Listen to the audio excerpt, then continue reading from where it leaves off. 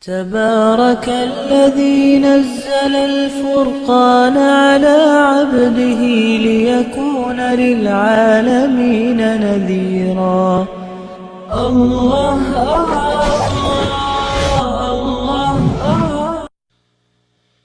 وقال الله سبحانه وتعالى وما خلقت الجن والإنس إلا ليعبدون. حاضرینو او سامعینو مسلمانانو ورونو، د الله رب العالمین د ډیرو عظیمو احساناتنا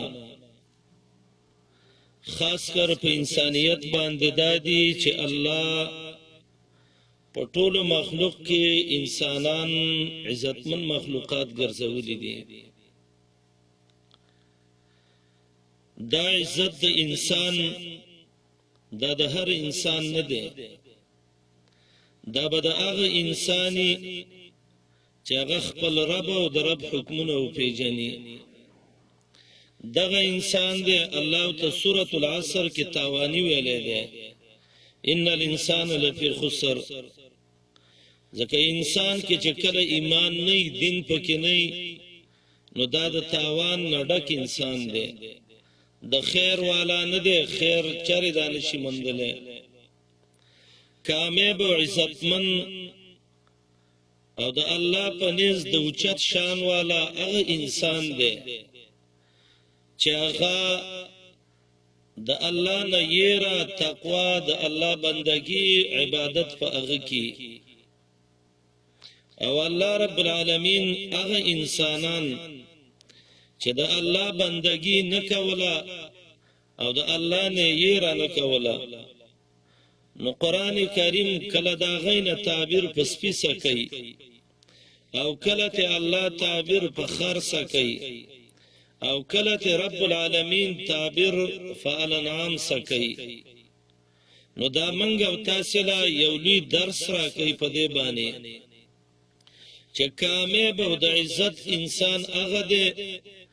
چې هغه خپل رب وپېژني په داسې پېژندلو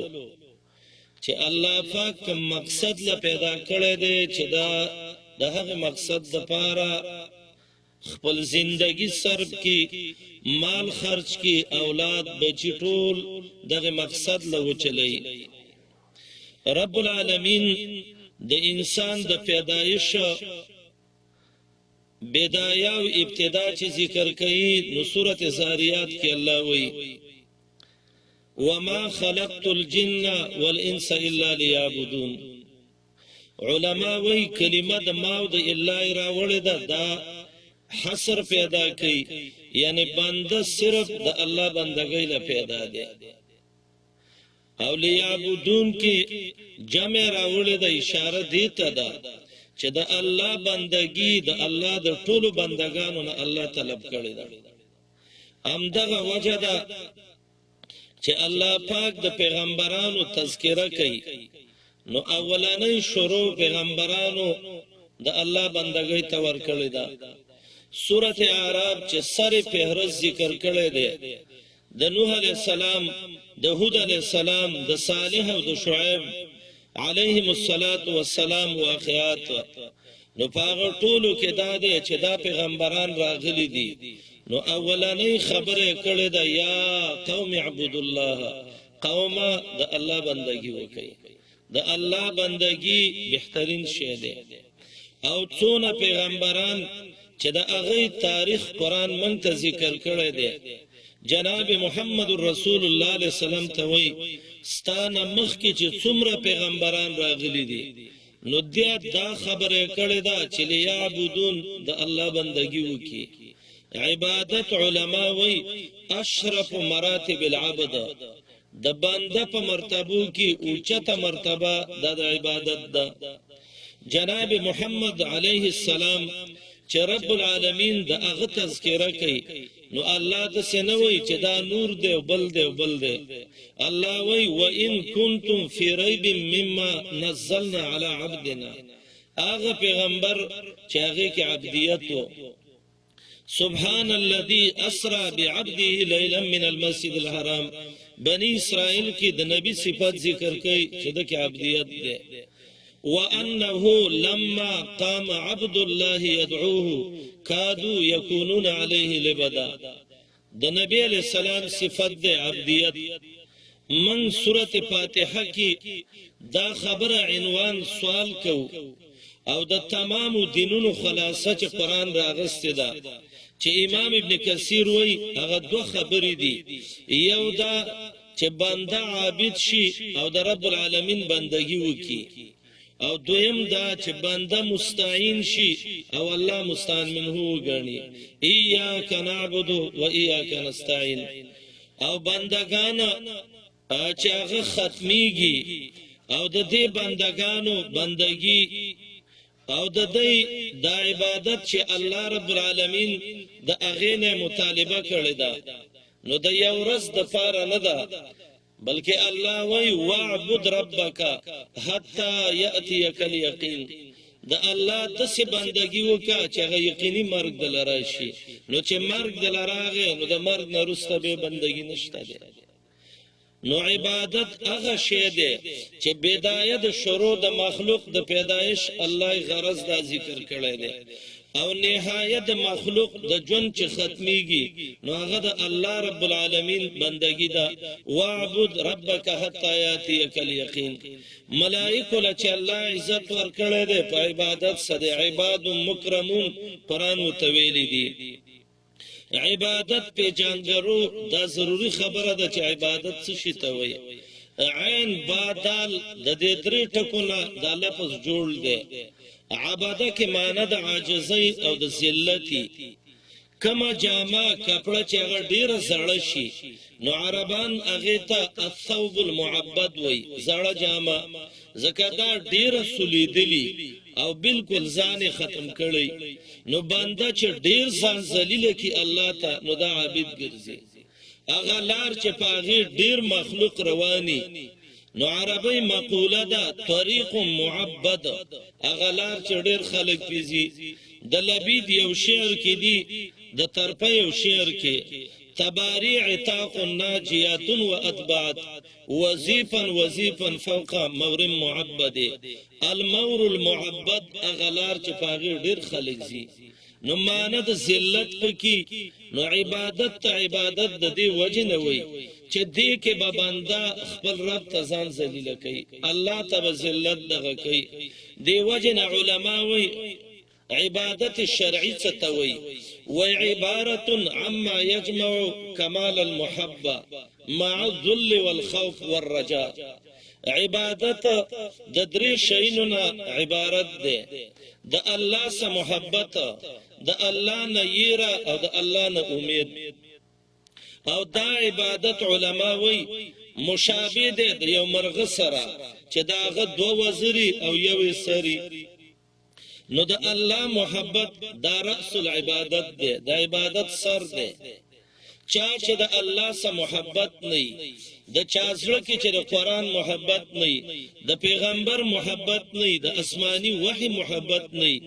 کدا ډیر منځونه کوي ډیر عبادتونه کوي خدا ته فائدہ نه ور کوي ابو جهل لعنتی د دنیا غټ حجیو بیت الله جوړاو اجین له وبور کوله ستان ور کول دارنګ سقایب حاجین لور کوله سوره توبه کې الله دا ذکر کوي د بیت الله نه چاپیره بغرزیدل توافونه بهم کول خدا الله محبت زړه کې نو چې تلبیه به ویلي نو د لا شریک لک نه رسته به ویل الا شریکا هو لک تملکه و ما ملک دا د الله سره محبت نو د رب العالمین سره محبت د څه شی دی کم زړه چې د الله محبت پکې د پیغمبر محبت پکې د قرآن محبت پکې دا زړه همیشه د الله په بندګۍ منور ورنای او الحمدلله زمونږ دعوتم داده د الله محبت او د محمد رسول الله محبت او د قرآن محبت او د الله د وحي محبت دا به د ټولې دنیا په محبتونو باندې مخ کی د الله محبت او د رسول محبت ثمره او نتیجه ده چې الله رب العالمین هغه خاص جماعت او د پیغمبرانو ډله محبین د الله او د رسول داغه صبر او چتیږي امام مسلم یو حدیث راوړی دی الله دې رحم پې وکړي صحابي راغی وای مته الساعة یا رسول الله محمد رسول الله قیامت کله دی نو دا الله نبی علیہ السلام ته وای وما اعددت لها تا قیامت له څه تیارې کړې ده نو دا سړی ته وای ما اعددت لها من كثرة صلاة ولا صيام ولا صدقه محمد رسول الله نفلی منځ به کمی زما به خیراتونه کمی زما به نفلی روجی کمی خو ما سه یو غټه سرمایه ده چې هغه د ټولو نه اوچته ده ولکنی احب الله ورسوله زما د الله او د رسول سره مینه ده بس دغه امید مې ده جناب محمد رسول الله علیه السلام متوي احب انت مع من احببت ز قیامت کې د هغه چا سبهي چې د چا سره مینه ده الله دې د الله محبت زموږ زړونو کې راولي د الله محبت چې په کم زړه کې راغلی هغه نور محبتونه اخوا کړي عمر رضی الله عنه د خپل مامای بدر کې وو سره ته ورته چا ورته ویل عمر دا خو د ماماو نو عمر وتوي د الله د محبت د پاره ډیر ماماګان موږ د تورو لاندې کړي دي زمنګ د الله خلاف ته چراوزي ابو عبیده ابن الجراح امین هذه الامه بدر کې پلار ملک چاته ویل دا دی ولی ملک وای زما د الله او د رسول خلاف ته چراوزي زه په دې پیښې کوم د الله په محبت چې زړه آبادی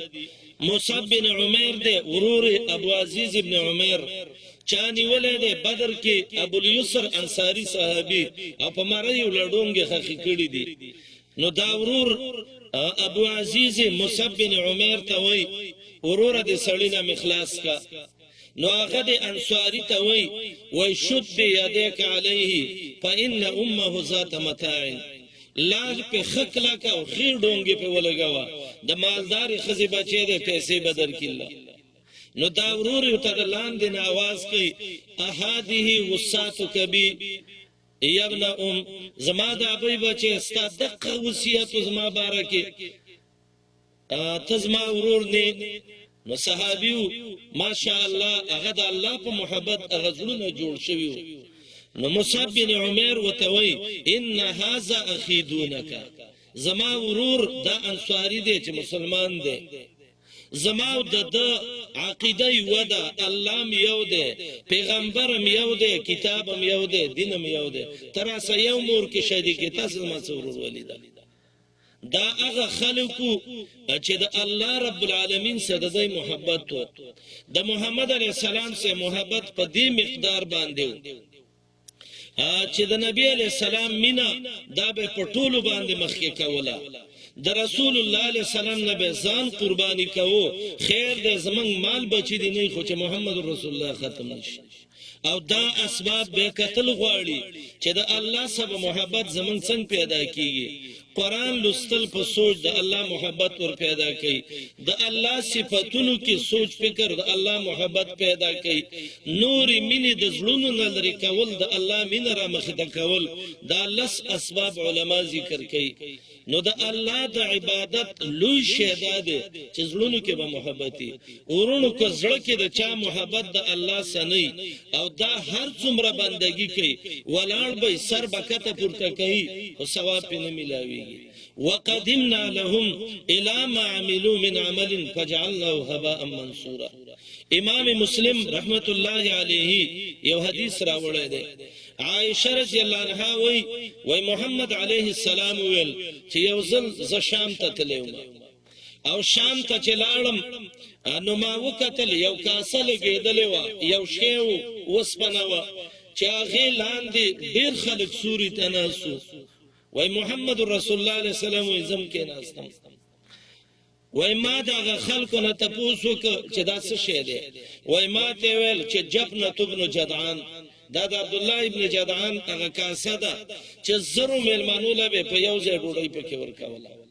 البدایه و نهایه کې امام ابن کثیر لومبي جز کې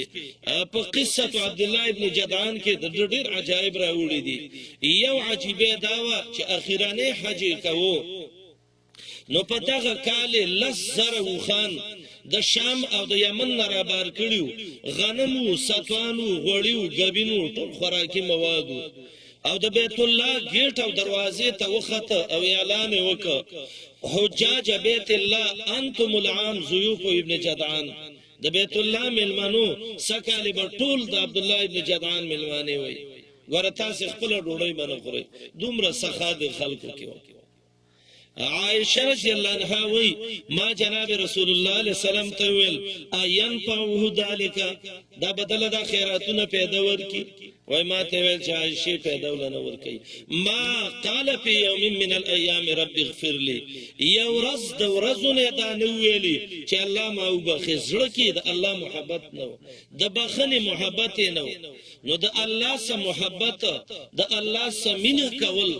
د الله د محبت نه داده چې تبه د الله د پیغمبر سره مینا کې د پیغمبر مینا محبت دا به د نور مینو محبت باندې نه مخ کې د سينه